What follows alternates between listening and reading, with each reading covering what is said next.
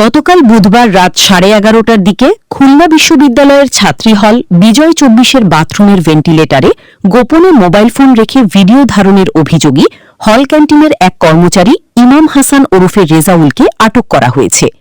এ ঘটনার প্রতিবাদের পাশাপাশি সাধারণ শিক্ষার্থীরা সুষ্ঠু বিচার এবং ক্যাম্পাসের সার্বিক নিরাপত্তা নিশ্চিতের দাবিতে আজ বৃহস্পতিবার থেকে ক্লাস বর্জন করে বিশ্ববিদ্যালয়ের প্রশাসনিক ভবনে তালা দিয়েছেন।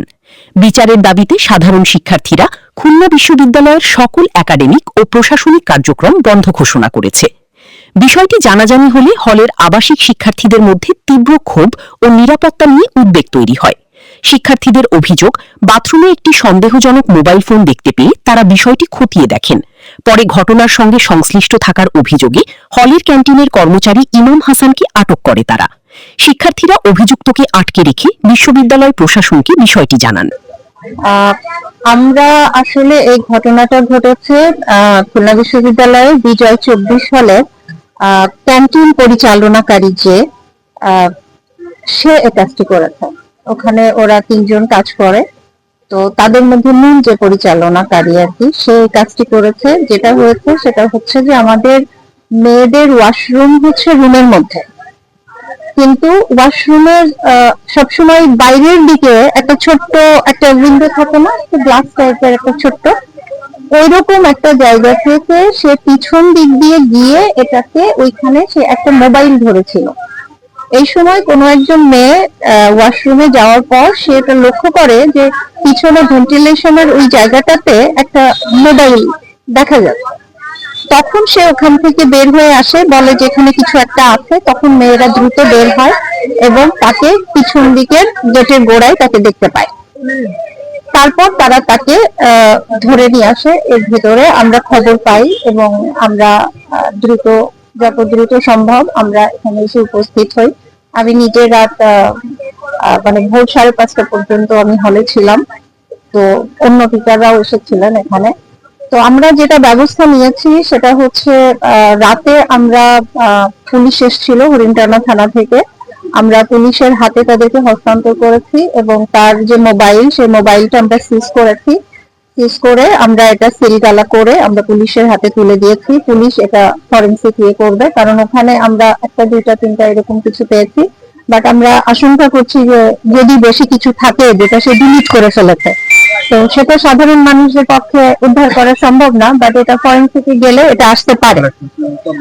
তো বিশ্ববিদ্যালয় প্রশাসন আইনগত দিক নিয়ে পুলিশের সাথে কাজ করছেন। কেসের বিষয়টা চলমান আমি যতদূর শুনেছি। আর আভ্যন্তরীণ ভাবে আমরা তাদের যে ক্যান্টিন পরিচালনার বরাদ্দ সেটা আমরা ক্যান্সেল করেছি। আমরা হলের মধ্যে কর্মচারীদের জন্য কোন ধরনের মোবাইল ফোন ভেতরে ব্যবহার করাটা আমরা নিষিদ্ধ করে দিয়েছি। তারা মোবাইল যদি কেউ আনেও তারা হল গেটে সেটা জমা দিয়ে তারা হলের মধ্যে প্রবেশ করবে। আর আমরা একটা তদন্ত কমিটি আমরা অভ্যন্তরীণ করে দিয়েছি। সেই তদন্ত কমিটিকে বলা হয়েছে 3 দিনের মধ্যে একটা তদন্ত প্রতিবেদন দেওয়ার জন্য। ক্যান্টিন মালিকের ছেলে রেজাউল প্রায় 2 বছর ধরে ওই হলের ক্যান্টিনে কর্মরত। তার ব্যবহৃত মোবাইল ফোনে একাধিক গোপন ভিডিও পাওয়া গেছে। শিক্ষার্থীরা অভিযোগ করে সে দীর্ঘদিন ধরে এভাবে গোপনে ধারণ করা ভিডিও বিভিন্ন টেলিগ্রাম গ্রুপে ছড়িয়ে দিত। এ ঘটনায় তার স্ত্রীর সম্পৃক্ততা ছিল।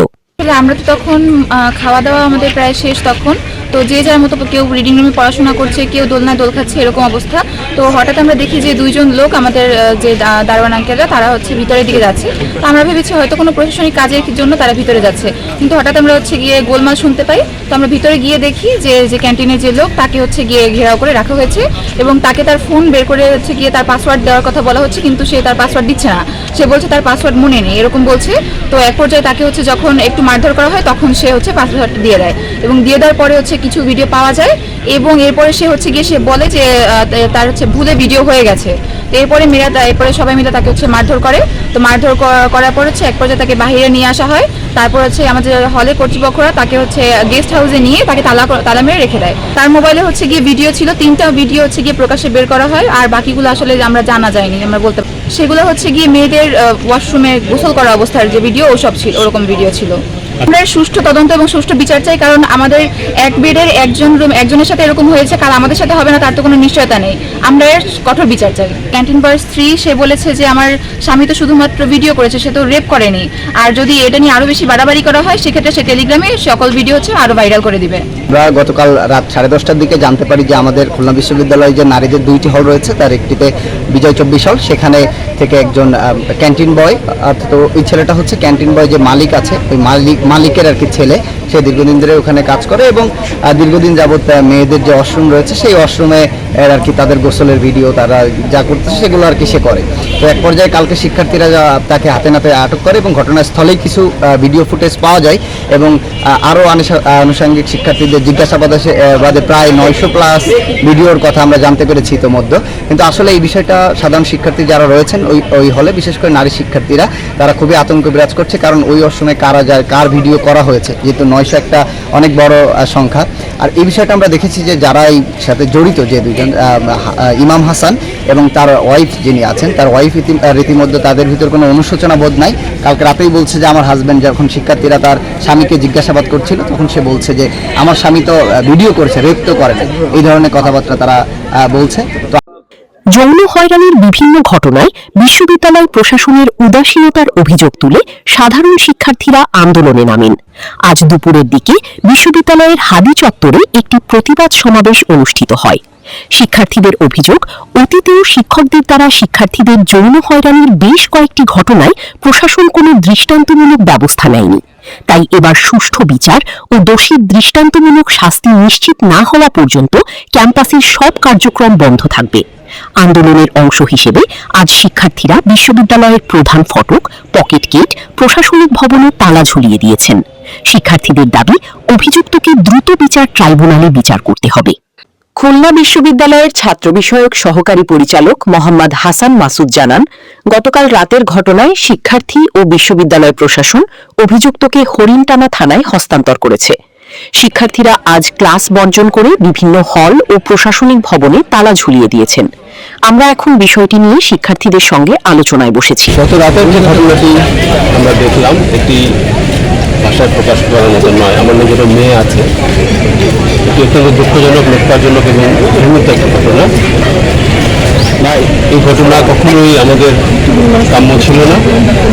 কারণ এটি ঘটেছে, ঘটনার উত্তর যে বিষয়গুলো সেগুলো বিশ্ববিদ্যালয় প্রশাসন অত্যন্ত দ্রুততার সাথে এবং তার যথাসাধ্য যা করণীয় সেটা করার চেষ্টা করেছে এবং করে যাচ্ছে।